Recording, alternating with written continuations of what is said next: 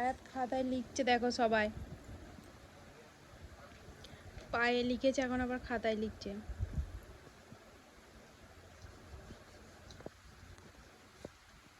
আর খাতায় লেখো তো, আয়াত লেখো, আয়াত।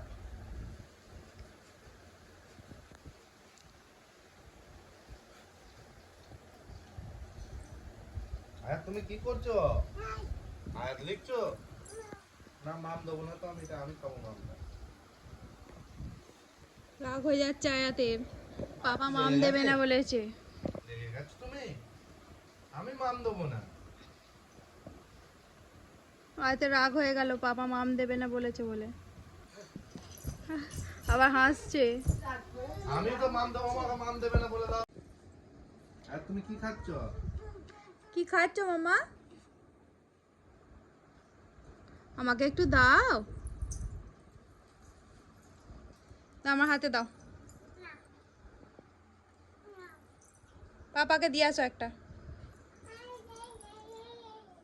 আমি তো নেবো না।